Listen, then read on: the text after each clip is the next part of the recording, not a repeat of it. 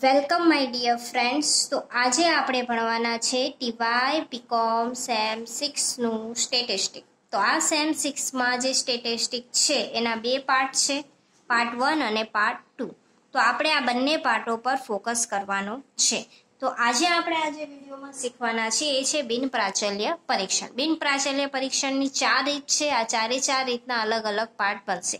જેવી રીતે આપણે એકાઉન્ટ 8, ઇંગ્લિશ, BA, BRF જેવી રીતે વિડીયો બનાવી દીધા છે, એવી જ રીતે આપણે સ્ટેટિસ્ટિકના વિડીયો બનાવશું.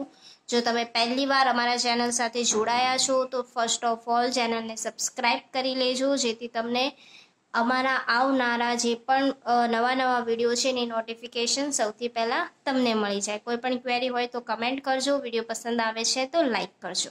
તો આજે હું તમને સમજાવીશ બિન પ્રાચલ્ય પરીક્ષણ. તમે આ જોઈ શકો છો, આટલા ટોટલ ચેપ્ટર છે. આપણે પાછળથી ચાલુ કરીએ છીએ.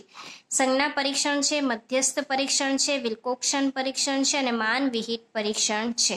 આ ચાર પરીક્ષણના અલગ અલગ વિડીયો બનાવશું અને એમાં સમજીશું. હવે આજે આપણે કરીએ બિન પ્રાચલ્ય પરીક્ષણ. તો સૌ પ્રથમ તો મેં વ્યાખ્યા આપી દીધી છે. વ્યાખ્યા એટલે મેં તમને આપી છે કોઈ પણ પ્રકારની થિયરી હોય.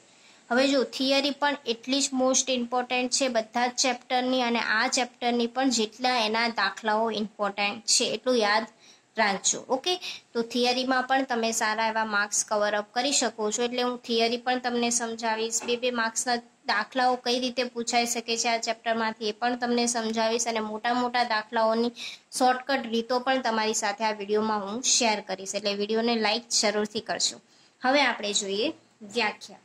તો એવા પરીક્ષણો કે જેમાં સમષ્ટિના વિતરણ વિશે કોઈ ખબર નથી હોતી.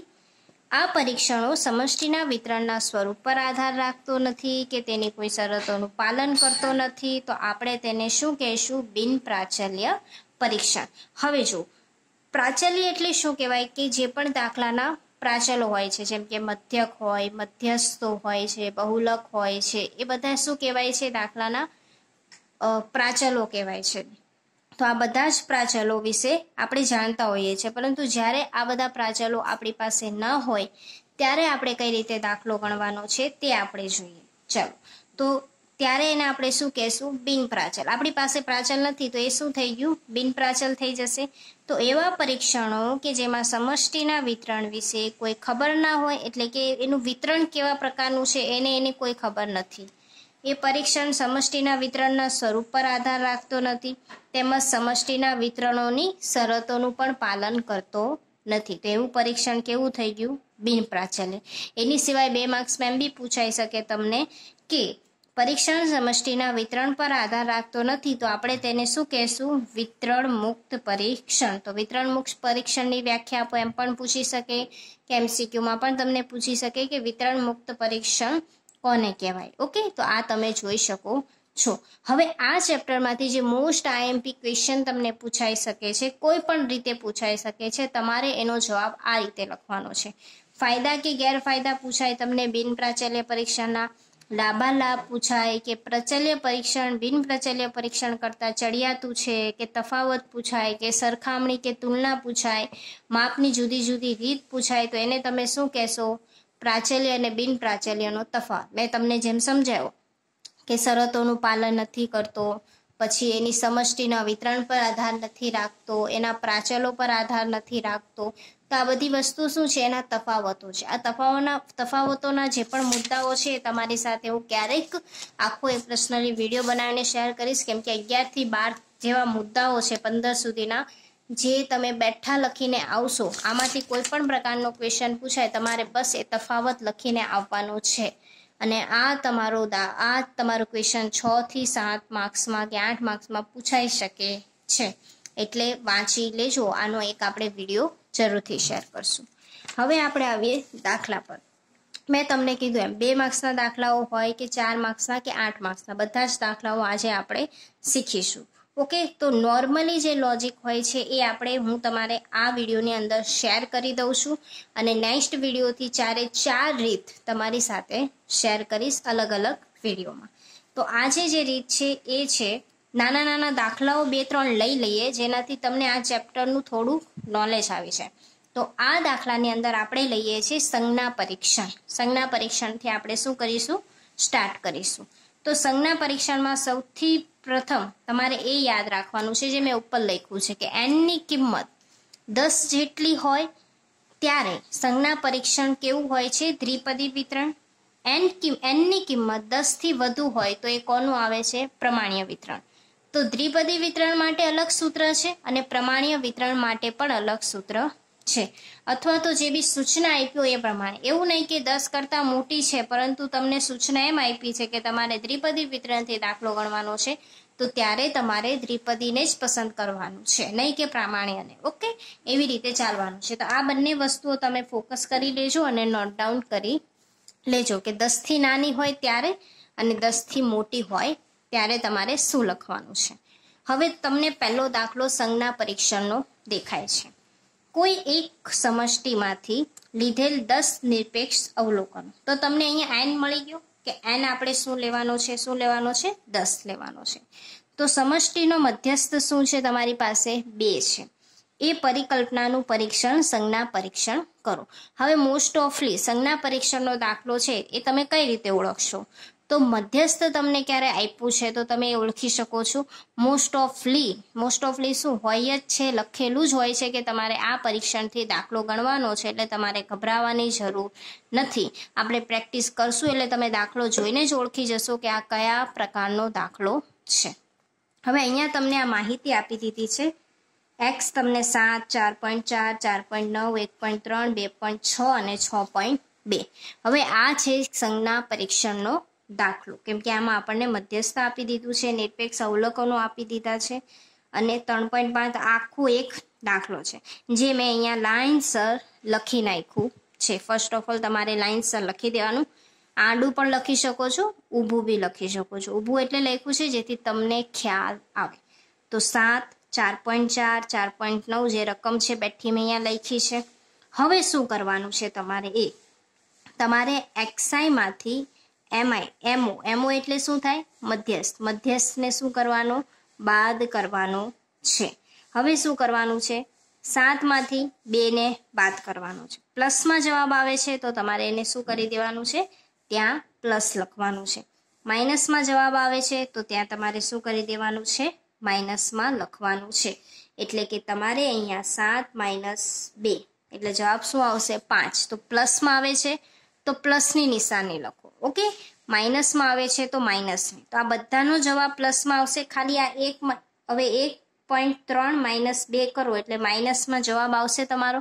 તો અહીંયા આપણે શું લખી દીધું?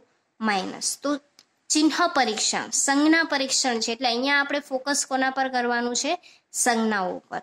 તો plus plus plus plus minus minus minus આવી ગયું. હવે શું કરવાનું છે? જ્યાં પણ પ્લસ હોય ત્યાં 1 લખવાનું છે, જ્યાં માઇનસ હોય ત્યાં હંમેશા 0 લખવાનું છે. હવે ક્વેશ્ચન થશે કે મેમ બંને સેમ હોય અને 0 જવાબ આવે તો અમારે પ્લસ લખવું કે માઇનસ લખવું? એવી પરિસ્થિતિમાં તમારે ત્યાં ડેશ કરવાનું રહેશે. ઇઝ ઇક્વલ ટુ તમે ત્યાં લખી શકો છો. ઓકે, એવી પરિસ્થિતિમાં તમારે શું લખવાનું છે?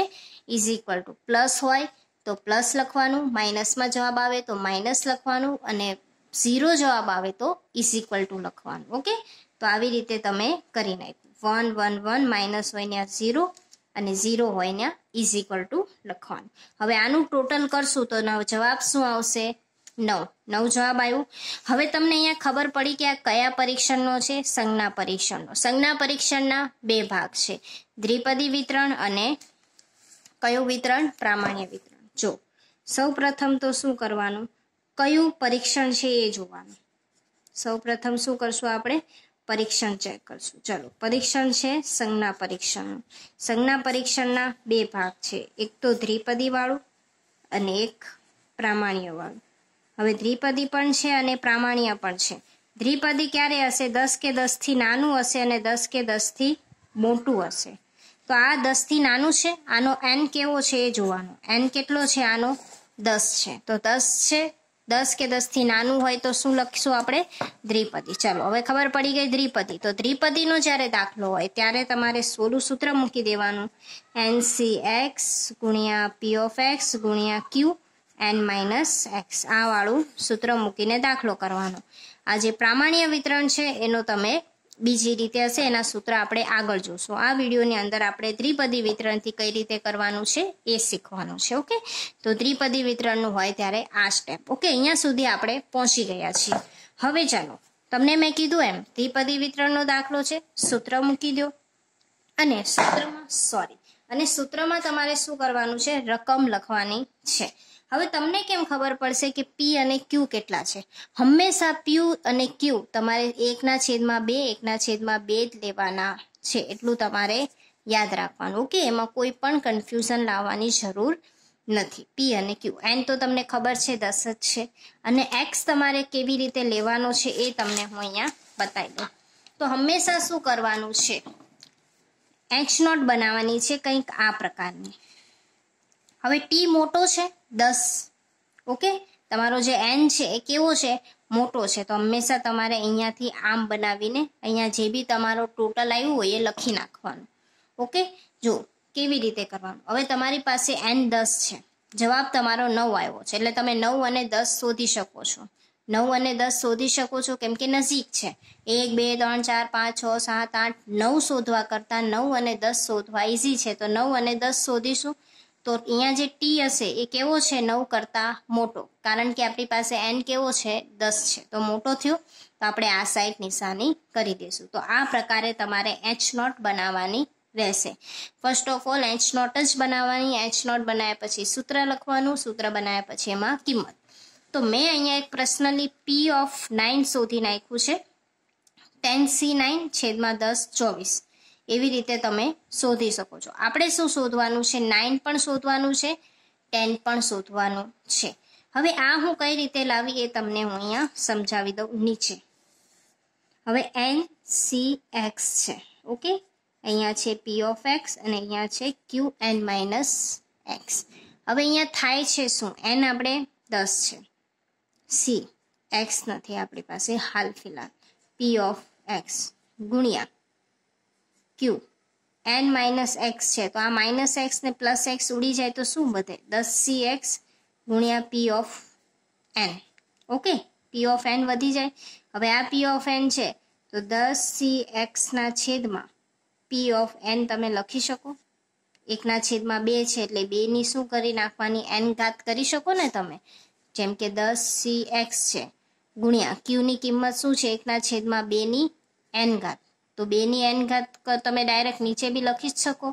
10 ગુણ્યા 1 કરો તો 10 જવાબ આવશે, અને છેદમાં તમે 2n લખી શકો. તો ડાયરેક્ટ તમે અહીંયા 10C9 છેદમાં તમારી પાસે 2 છે તો 2 ની કઈ ઘાત કરવાની, 10. તો કેટલી જવાબ આવશે તમારો, 1024. ઓકે, તો 10C9 અને 1024 તમે નીચે લખશો. એવી જ રીતે તમારે 10C9 અને 10C10 શોધવાનું છે. હવે તમને ક્વેશ્ચન થતો હશે કે મેમ 10C9 અને 10C10 અમે કઈ રીતે શોધીએ? તો એ પણ રીત હું તમને અહીંયા બતાવી દઉં છું. ભૂલી ગયા હશો, પહેલા એવી આવતી હતી. શું કરવાનું છે, હવે 10C9 તમને આપ્યું છે તો તમારે હંમેશા છેદમાં 9 ને 1 સુધી લઈ જવાનું. 9 ગુણ્યા 8 ગુણ્યા 7 ગુણ્યા 6 ગુણ્યા છેલ્લે સુધી લઈ જવાનું. ક્યાં સુધી, 1 સુધી. અને ઉપર તમારે ક્યાં સુધી લઈ જવાનું એ જોઈ લો, 9 સુધી. 9 સુધી મતલબ કે 9 આંકડા સુધી લઈ જવાનું છે. એટલે કે 10 9 8 7 6 5 4 3 2. ઓકે, તો 2 સુધી તમારે અહીંયા લખવાનું છે. ક્યાં સુધી લખવાનું, 9 8, અહીંયા ક્યાં સુધી લખવાનું, 2 સુધી, ને અહીંયા નીચે ક્યાં સુધી લખવાનું, 1 સુધી. ઓકે, તો આ 9 થી ને 1 સુધી ને ઉડી જાય એટલે જવાબ શું આવે તમારો, 10. રાઈટ, સમજ પડી ગઈ. ઉપર તમારે જેટલા બી 9 છે ને તો 9 આંકડા સુધી લઈ જવાનું. ઓકે, ગણવાનું કે 10 8 7 6 5 એવી રીતે 9 આંકડા પતે આપણા. આ 9 કેટલા છે, 9 છે તો 9 પતે ત્યાં સુધી લઈ જવાનું. નીચે 9 થી છે 8 લખ્યું છે તો 8 થી 1 લઈ જાઓ, 9 છે તો 9 થી 1 લઈ જાઓ. ખબર પડી ગઈ. એવી જ રીતે જો તમને 5 થી 2 આપ્યા હોય, 5 થી 2 હોય તો શું કરવાનું, 5C2. તો 5C2 હોય તો શું કરવાનું, 5 ને 2 આંકડા સુધી લઈ જવાનું. એટલે 5 અને 4, 2 આંકડા અહીંયા જ પતી ગયા તો 5 અને 4. અને 2 ને ક્યાં સુધી લઈ જવાનું? 1 સુધી. તો 1 તો અહીંયા જ છે. ઓકે, ખબર પડી ગઈ. અહીંયા સુધી જવાનું. 5 દુ 10. તો અહીંયા કેટલો જવાબ આવે? 10. આ તો ખાલી એક્ઝામ્પલ આપ્યું છે. તેવી રીતે તમારે શોધવાનું છે. એટલે 10C9 ને 10C10 કેટલું થાય છે? 10 ને 1 11. તો અહીંયા આપણે લખશું 11, 11 ના છેદમાં 10 24, અને પોઈન્ટમાં જવાબ કંઈક આ પ્રકારનો તમારો આવી જશે. હવે શું કરવાનું છે? હવે પણ તમારો સ્ટેપ છે, મોસ્ટ ઇમ્પોર્ટન્ટ છે, કે સ્વીકાર થાય છે કે અસ્વીકાર. તો હંમેશા યાદ રાખવાનું કે ગ બને એટલે કે ગ્રેટર ધેન બને તો સ્વીકાર કરવાનો, લેસ ધેન બને તો અસ્વીકાર કરવાનો. ખબર પડી ગઈ? ગ્રેટર ધેન હોય તો સ્વીકાર, લેસ ધેન હોય તો અસ્વીકાર. કોનાથી લેસ ધેન? 0.01 થી. અહીંયા તમારે જે જવાબ આવ્યો હોય એ લખવાનો, અને અહીંયા તમારે લખવાનું 0.01. હવે 0.01 લખી શકો કે 0.05 પણ લખી શકો. અહીંયા મેં તમને ઉપર સમજાવી દીધું છે. તમે એવી રીતે પણ લખી શકો છો. સ્વીકાર થશે અને અસ્વીકાર થશે. પહેલા જવાબ લખશો અને એની આ સાઈડ શું લખશો? 0.01 અથવા તો 0.05. જે બી સાર્થકતા તમને તપાસવાને કીધી છે એ પ્રમાણે તમારે લખવાનું છે. હવે એવા જ પ્રકારનો એક બીજો દાખલો છે જે હું તમને હોમવર્કમાં પણ આપી શકું છું અને થોડું સમજાવી પણ શકું છું. તો તમે જોઈ લેજો. હવે આ પ્રમાણે તમને દાખલો આપ્યો છે. 8 નિરપેક્ષ અવલોકનો છે, એટલે કે 10 થી નાનું છે, એટલે તમે એને શું કહેશો? ત્રિપદી વિતરણ. ખબર પડી ગઈ? ત્રિપદી વિતરણ છે. હવે શું કરશું? આપણે એને જે બી તમને મધ્યસ્થ આપ્યું છે એમાંથી બાદ કરશો. તો 2 - 2 આવ્યું તો ઇઝ ઇક્વલ ટુ આવ્યું. આ દાખલામાં ઇઝ ઇક્વલ ટુ છે. 1.4 માંથી 2 જાય તો માઇનસ આવે, તો મેં અહીંયા માઇનસ લખ્યું છે. એવી જ રીતે બધામાંથી માઇનસ કરીને પ્લસ પ્લસ જે બી પ્લસ આવે છે ને માઇનસ આવે છે. તો અહીંયા 0 આવશે, અહીંયા કંઈ નહીં આવે. અહીંયા શું આવશે? કાંઈ નહીં આવે. 1 1 1 જેટલું, એટલે ટોટલ કેટલું થયું? 6. અહીંયા મારે તમને એક વસ્તુ હજી સમજાવી છે કે જ્યારે બી ઇઝ ઇક્વલ ટુ આવે છે ત્યારે તમારો એક અવલોકન ઓછો થઈ ગયો એમ સમજવાનું છે. હવે તમારો અહીંયા જવાબ ઇઝ ઇક્વલ ટુ આવ્યો, એનો મતલબ કે તમારા અવલોકન થઈ ગયા 7. હંમેશા શું થઈ જશે? 7 થઈ જશે. એટલે n-1 એટલે કેટલા થઈ ગયા? 7. એટલે ત્યારે તમારા અવલોકન શું થઈ જશે? એક ઓછું. 2 ઇઝ ઇક્વલ ટુ છે તો 2 ઓછા કરી દેવાના, 3 ઇઝ ઇક્વલ ટુ છે તો 3 ઓછા કરી દેવાના. એવી રીતે તમારે કરવાનું છે. સંજ્ઞા પરીક્ષણમાં દ્વિપદી વિતરણમાં આ 2 પ્રકારના દાખલા હતા જે હું તમને સમજાવી રહી છું. હવે મેં કીધું એમ સ્ટેપ ફોલો કરવાનું છે, બીજું કશું જ નથી. તમારે અહીંયા બનાવી દેવાનું છે. ટી કેટલો છે તમારો? 7, અને જવાબ કેટલો આવ્યો છે? 6. હંમેશા આમ લખી દેવાનું. શું કરવાનું? n લખી દેવાનું, અને જે જવાબ આવ્યો હોય મોટું કયું છે? આ છે, તો આ બની ગયું. ચલો અહીંયા બનાવી દો. T is equal to 6. આવી રીતે તમે બનાવી શકો છો તમારી શું કહેવાય? h0. કેવી રીતે બનાવવાની? પહેલા n લખી નાખો, પછી જે જવાબ આવ્યો એ લખી નાખો. હવે n ની જગ્યાએ તમારે ટી લખી દેવાનું અને 6 લખી દેવાનું. આ તમારો h0 બની ગયો. હવે શું કરવાનું? મેં તમને કીધું એમ. હવે 6 છે તો 6 અને 7 શોધવાનું છે. તો p ઓફ અહીંયા તમને મળી ગયું આ પ્રકારનું 7cx ના છેદમાં 128. એટલે 7c6 અને 7c7 શોધીને છેદમાં 128 લખવાનું છે. તો તમને કંઈક પ્રકારે 7 + 1 મળશે, એટલે 8 ના છેદમાં 128. એટલે જવાબ આવ્યો તમારો 0.0625. 0.0625 પહેલા લખીશું, પછી લખીશું 0.01. હવે શું આવ્યું? Greater than. એટલે શું કરશું? સ્વીકાર કરીશું. અને 0.05 એ પણ શું થાય છે? સ્વીકાર થાય છે. એટલે 5% સાર્થકતા એ તમારા દાખલાનો શું થઈ જશે? સ્વીકાર થઈ જશે. તો આ પ્રકાર હતા તમારા દ્વિપદી વિતરણના. એવો જ કંઈક આ પ્રકારનો દાખલો છે. હવે આ દાખલો તમારે મને હોમવર્કમાં ગણીને આપવાનો છે. હવે આવી જ પ્રકારની આની પણ એક બીજી રીત છે, બટ તમે આ દાખલામાં મેં તમને જે પ્લસ વાળું ધારીને રીત બતાવી છે કે પ્લસનું ટોટલ કરીને 6 જવાબ આવે છે, એનો તમારે મને જવાબ લાવીને ઇન્સ્ટા આઈડી પર શેર કરવાનો છે. જેમ મેં સમજાવ્યું છે એમ જ કરવાનું છે. અહીંયા તમારે પ્લસ ધારવાનું છે. હવે હું તમને શીખવાડું કે માઇનસ ધારશો તો કઈ રીતે થશે. ઓકે, હવે જો માઇનસ છે તો માઇનસનું ટોટલ કરો તો તમારો જવાબ કેટલો આવશે? જો માઇનસને તમે ધારો, પ્લસ કેટલા છે? 1 2 3 4 5 6, તો 6 જવાબ આવી ગયો. હવે તમે માઇનસને ધારશો તો માઇનસ કેટલા છે? 2 છે. તો હવે તમારે અહીંયા શું લખી દેવાનું? 2. હવે એની h0 કઈ રીતે કરવાની? અહીંયા લખો ટી. ટી કેટલો છે તમારી પાસે? 10. 10 છે ટી? 8 છે. તો 8 અને અહીંયા લખો 2, તો શું મોટું થશે તમારું? સોરી, અહીંયા તમારે તો માઇનસ ત્યારે જ્યારે તમે ધારો છો ને ત્યારે તમારે 2 લખવાનું છે ને પછી 8 લખવાનું છે. તો જે મોટું હોય એના સાઈડ આમ કરીને t = 8. એટલે તમારે અહીંયા શું કરવાનું છે? 2 સુધી જવાનું છે. ક્યાં સુધી જવાનું? 2 સુધી. 8 0 8c1 8c2 છેદમાં 256.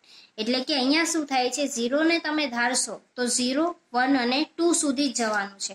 જો માઇનસની સંખ્યા ઓછી હોય, જો માઇનસની સંખ્યા એક જ હોય ને તો તમે માઇનસ ધારી શકો, કેમ કે તમારે 0 અને 1 જ શોધવાનું રહે. પરંતુ માઇનસની સંખ્યા 1 કરતાં 2 કરતાં વધારે હોય તો તમે ત્યારે પ્લસને ધારી શકો છો. જો પ્લસ જે આપણો n છે એની નજીક હોય તો તમારે એને ધારવાનું, અને જો માઇનસ તમારું 1ની 0ની નજીક છે તો તમે એને ધારી શકો છો. ટોટલ કરીને તમે આવી રીતે પણ દાખલો ગણી શકો છો. એ જ જવાબ આવશે બંનેનો. તમારે મને ઇન્સ્ટા આઈડી પર આ બંને રીતથી દાખલો શેર કરવાનો છે, અને આ જે તમારી રકમ છે, આ રકમ, એ રકમ તમારે મને માઇનસ ધારીને મારી ઇન્સ્ટા આઈડી પર શેર કરવાનો છે. તો જ હું આની પછીનો વિડીયો અપલોડ કરીશ. જેને પણ સ્ટેટમાં એટીકેટી છે, પાસ થવું છે, પ્રેક્ટિસ કરશો તો જ થશો. અને આવા દાખલા 2 માર્ક્સમાં બી પૂછાશે અને 4 માર્ક્સમાં પણ પૂછાશે. સંજ્ઞા પરીક્ષણ થોડું નાનું છે એટલે 4 માર્ક્સમાં અને 2 માર્ક્સમાં આની પૂછાવાની સંભાવના વધારે છે. એટલે હવે અહીંયા હું સ્ટોપ કરું છું. બીજા પાર્ટની અંદર આપણે પ્રમાણીય વિતરણ પર જશું. સંજ્ઞા પરીક્ષણનો જ બીજો ભાગ છે. Okay, thank you so much for watching. Like, share and subscribe. Tata, bye bye, C.